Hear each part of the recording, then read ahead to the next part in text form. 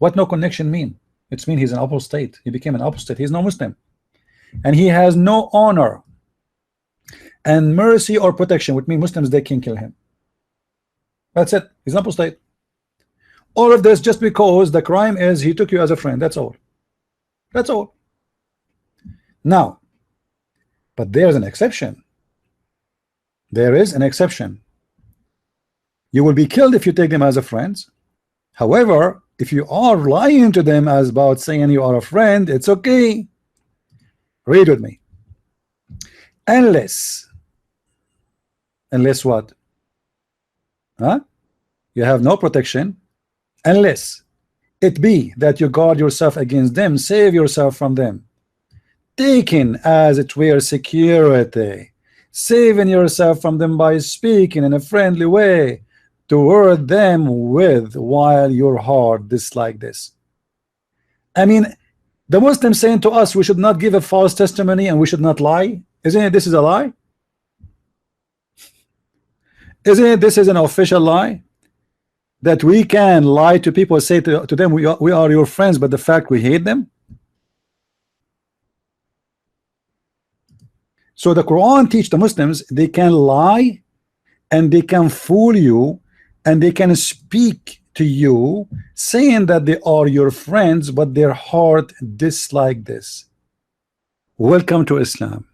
This is the religion of the devil, and in the religion of the devil every false rules is allowed, for the devil is the father of all lies, as Jesus said. Guys, Christians, do you think Jesus will approve to you to say what the Quran is saying in front of you? That you can lie, saying to Muslims you are my friend, but in your heart you hate them? Do you think our God, the Lord, he will approve such a thing? You see, people, they lie is different from God teaching me it's okay to lie. He's encouraging me to lie to others, and the purpose is to hate them. How that can be God? And what kind of God he is? And yet you say to us that the Quran teach you that you should not lie and give false oath, and we showed you all of those. Islam is a religion of lying, my friend. Everything in your religion is about I can lie. I can lie in Islam. It is the best of Islam is to lie. And that is a clear proof that you Muslims are following the devil, because Jesus, let us say I'm an atheist for the sake of argument. How you want to convince me that you are following a true God and your God is teaching you that you can lie? By the way, the Muslim, they will say to you, oh, this is about what if somebody want to kill you? Don't you lie to him? Read carefully, my friends. This is not about somebody want to kill you. If somebody want to take you as a friend, obviously he don't want to kill you. It says take not the non-believers as a friends. So how they are your enemy but they want to take you as a friend? Stop lying. This is Islam, by the way, is one of the most powerful used practice, which is called taqiyya. Taqiyya means protection. So in order for a Muslim to protect Islam, he is allowed to lie to you, so he can say as many as he can, as many lies he want, just in order to fool you and protect Islam. So if a Muslim want to say to me that he is following the Ten Commandments, my friend, the Ten Commandments says clearly you should not lie. You should not take false oath, and we showed you all those things.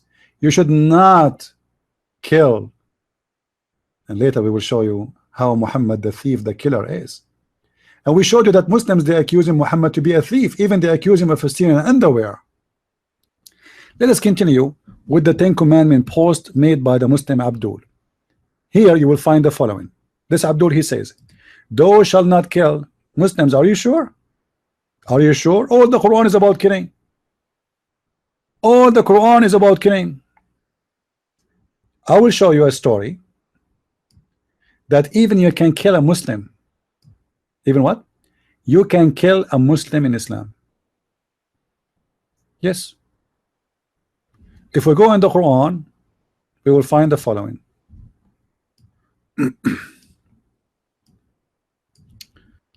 In chapter 18, verse number 74, a prophet of Allah, his name is Al-Khudr. He slaughtered a boy who is a Muslim. He's what? He is a Muslim. Why he slaughter him? I mean, come on, he's a Muslim. Even the Quran says he is an innocent boy. Then we will go and we will find few verses after that he was killed because in the future this boy, he will grow up and he will leave Islam. He suspect that he might leave Islam. He suspect. We feared. You see it? So he slaughtered him. How you say that in Islam we should not kill, but you are teaching your Muslims that you can kill even your own child if you fear that when he grow up he will leave Islam?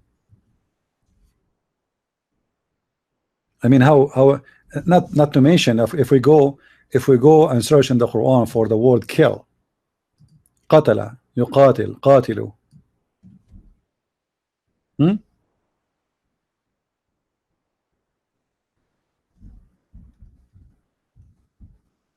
And the Muslim, by the way, they might quote for you a verse like chapter 2 verse 190. It says that Allah, he says, fight those who fight you and don't be like don't do aggression. But hold on, fight those who fight you. Do you know who will fight Muslims? Like when you hear this and the Quran says fight those who fight you, you might think, okay, well, this is logical. If somebody is fighting me, I have the right to defend myself. My friend, remember what Muhammad he said. I've been ordered to fight all mankind until they convert to Islam.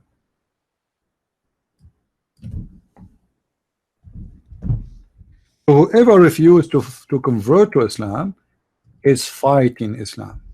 That's it. Just by refusing, you are in war with Islam and Muslims. You do not need to go in war with them in order for them to fight you. The Messenger of Allah said, I've been all commanded by whom? By Allah. It's a holy war. To fight against the people. What people mean? What the people mean? Is that an allocation? No. All the people, all mankind. So what is the purpose of this war? They have to testify that Muhammad is a prophet and Allah is God. So the whole war is a holy war, and not because they are fighting me. No, by rejecting me, they are waging war. So in Islam, when they say to you, you see, I can show you the Quran says, don't fight those, fight only those who fight you, and don't be aggression. Don't do aggression. But this is the aggression. Those who fight in Islam is those who reject Islam or reject to pay the jizya. Muhammad, he sent 3 letters to 3 kings saying to them, convert or else, or pay jizya. If you pay jizya, you are not doing aggression. You are being subdued like a slave, and the Muslim, they spit in your face. Muhammad, he says, if you meet a Christian or a Jew in the street, force him to walk in the sewage. So not only you pay the jizya, you will be humiliated. Muhammad is a big fat killer. There's a story of Muhammad killing a woman. Her name is Qurfa. Qurfa. Qurfa. I can actually find you the story just right now.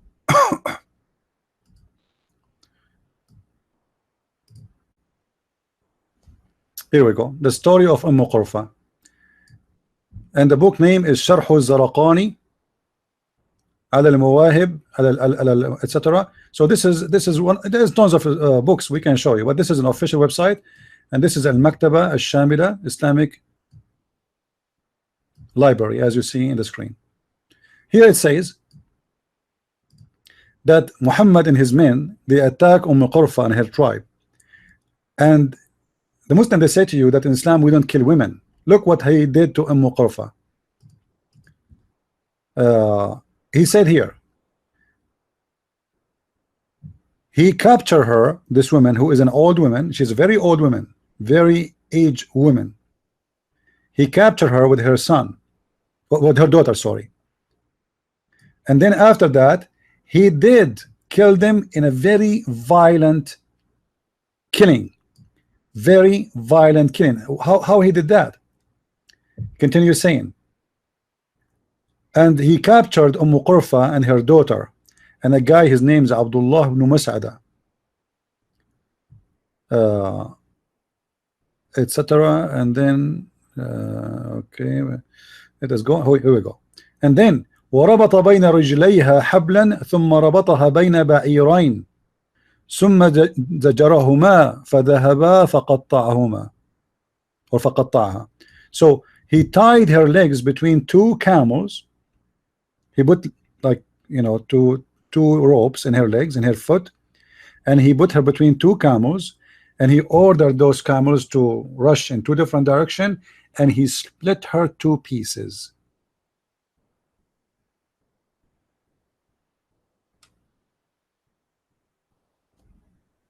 A woman, an old woman, a prisoner of war.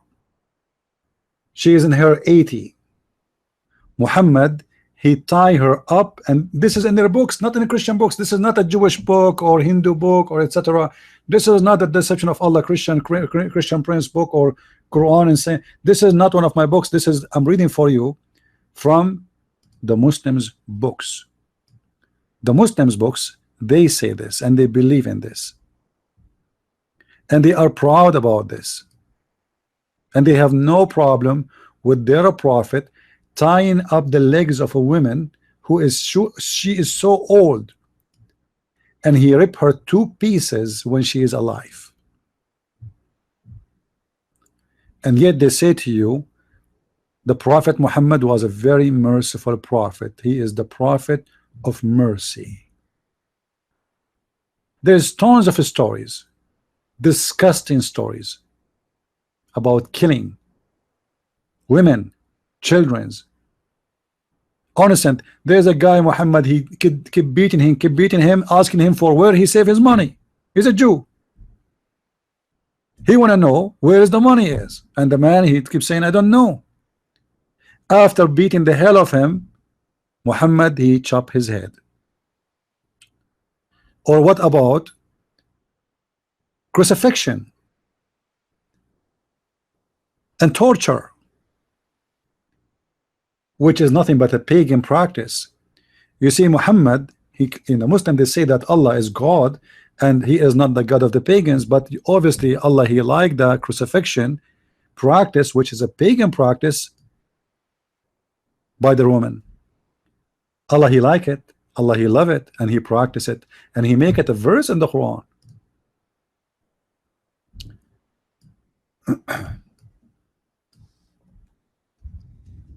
If we go here, you will see the following. That not only Quran teach crucifixion, teach torture. You see, when ISIS, they put somebody in the cross and they put nails in his eyes and they chop his hands and his feet. This is from the Quran, my friend. And the funny, they say to you, someone like James White, a false Christian teacher who teach Christians false information about Islam in purpose because he want to deceive them.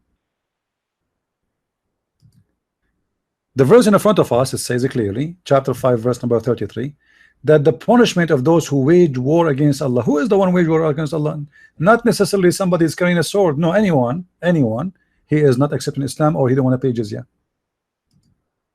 The punishment for those who do this, who wage war. When you see the wage war, you think they are attacking us. No.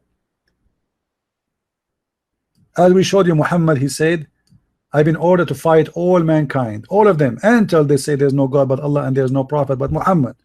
And they pay me the zakat, and they pray the prayer, and they slaughter as we slaughter, and they eat as we eat, and they pray as we pray, which means the direction to our qibla, and then and only then I will stop shedding their blood and I will protect their property. So this is the war they are talking about. If you don't accept Islam, not necessarily, it can be about somebody do a crime too, but generally speaking, you don't believe in Islam, you are waging war. So whoever wage war against Allah and his messenger, look what we do for him is execution or crucifixion or cutting off of his hands and his feet from opposite sides.